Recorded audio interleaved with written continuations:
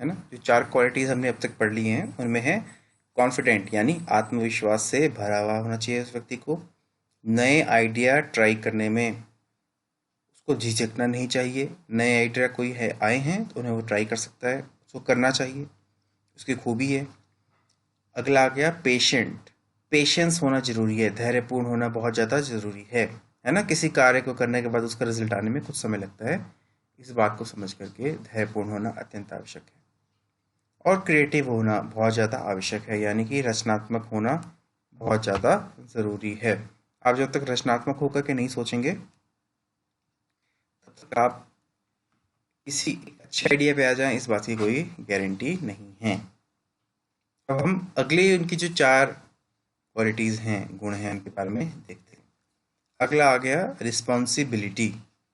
Responsible होते हैं वह, है ना, जिम्मा उठाने वाले होते हैं। यानी कि अगर वह सक्सेसफुल हो गए तो उसका जिम्मा भी वे लोग उठाते हैं, और अगर वह असफल हो गए, अनसक्सेसफुल हो गए, तो उसका जिम्मा भी वो लोग उठाते हैं, है ना। तो सफलता और असफलता, ये तो देखो जीवन के हमारे दोनों पहलू साथ साथ चलते हैं। लेकिन जो एक एंटरप्रेन्योर होता है वह क्या करता है, सफलता और असफलता का जिम्मा उठा के अपने साथ चलता है ना। कि अगर सफल हुआ तो ठीक है, कोई बात नहीं, मैं हुआ हूँ, लेकिन मैं फिर प्रयास करूंगा और मैं सफल होऊंगा, है ना। तो सफलता के लिए दोबारा इस्तेमाल करता है अपने जीवनी शक्ति को, है ना, अपने विल पावर को दोबारा इस्तेमाल करता है, बुद्धि विवेक का दोबारा इस्तेमाल करता है ना। अगर मैं अभी असफल हुआ हूं तो मैं जिम्मेवारी उठाई है मैंने सफल होने की, मैं दोबारा कार्य करूंगा और मैं जिम्मेदारी से सफल होऊंगा, है ना। तो एंटरप्रेन्योर के लिए रिस्पॉन्सिबल होना बहुत ज़्यादा ज़रूरी है ना। अपनी गलतियों से वह व्यक्ति भागता नहीं है, या अपनी असफलताओं से वह व्यक्ति भागता नहीं है ना। और असफलताओं को सम्मान देता है, उनको एक्सेप्ट करता है ना। और वह फिर एक अच्छा एंटरप्रेन्योर बनता है। ठीक है, सफलता असफलता, आपका प्लान सक्सेसफुल हो रहा है, फेलियर हो रहा है, इसकी आपको रिस्पॉन्सिबिलिटी उठानी है।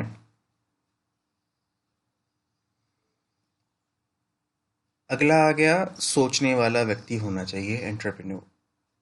सोचने वाला, ठीक है, सोच समझ करके ही उसको डिसीजन लेना चाहिए।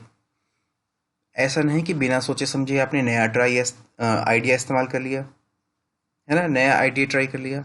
अगर आप बिना सोचे समझे कोई भी कार्य करते हैं तो आपको बाद में दिक्कत या परेशानी का सामना करना पड़ेगा। तो आपको जो भी कार्य करना है, आपको कैसे करना है, सोच समझ करके ही करना है।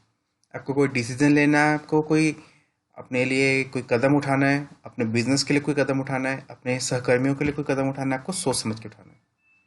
पूरा उसको अच्छे तरीके से सोचिए कि इसका क्या अच्छा प्रभाव पड़ेगा, क्या बुरा प्रभाव पड़ेगा, उसके बाद आप उस कदम को उठाइए।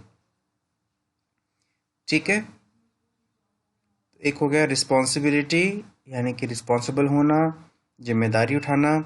अगला आ गया सोच समझ करके ही डिसीजन लेना।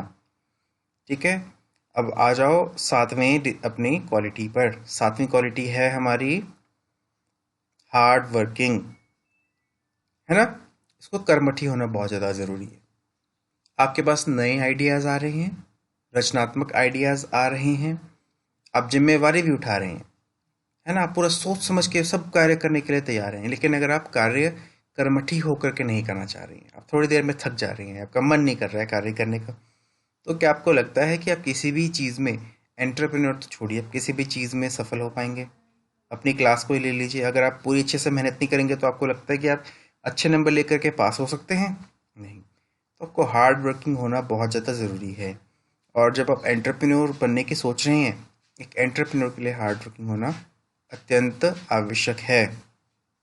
अगर एक एंटरप्रेन्योर हार्ड वर्किंग नहीं है, एक उद्यमी हार्ड वर्किंग नहीं है, तो उसके लिए यह दुख की बात है, और वो उसके सफल होने के जो चांस है वो बहुत ज़्यादा कम हो जाते हैं। ठीक है, इतनी बात समझ पाए आप लोग। और एक आखिरी क्वालिटी जो हम यहाँ पढ़ पा रहे हैं, वैसे तो बहुत सारी क्वालिटीज़ हैं, लेकिन ये प्रमुख क्वालिटीज़ हैं जो आपको बताई जा रही हैं। उनमें सबसे आखिरी है कि आपको जल्दी धैर्य तो खोना ही नहीं है, और आपको जल्दी हार नहीं माननी है। जब आप जल्दी हार नहीं मानते हैं तो आप क्या करते हैं, कोशिश करते हैं। ठीक है, आप हार्ड वर्किंग भी हैं, आपने मान लो 4 दिन बहुत हार्ड वर्क किया और आपको लग रहा है कि अभी रिजल्ट नहीं आया और आपने हार मान ली, तो हो सकता है कि 5वें दिन रिजल्ट आना और आप कार्य ना करें, रिजल्ट ना आए, है ना। वैसे भी जब आप एंटरप्रेन्योर के लिए कार्य करेंगे तो आपको पूरे धैर्यपूर्ण होकर के आपको लंबे समय तक हार नहीं माननी है, ठीक है। ये आपको ध्यान में रखनी है बातें, ठीक है। तो यही कुछ क्वालिटीज़ हैं एंटरप्रेन्योर की। इस किताब को मैं आपको देखो, यहाँ से अपने नोट्स बना लेने हैं, जो मैं बोल रहा हूँ उसको सुन लेना अपने ध्यान से 4-5 बार, 10-10 5-5 मिनट के तो वीडियोस हैं ये, 2 दिन पर आप सुन लेंगे एक दिन में, तो आपको समझ में आ जाएगा। आप अपने हिसाब से नोट्स बनाइए, अपने हिसाब से आप स्क्रैप बुक के लिए तैयार कीजिए और मुझे व्हाट्सएप पे भेजिए, ठीक है बच्चों।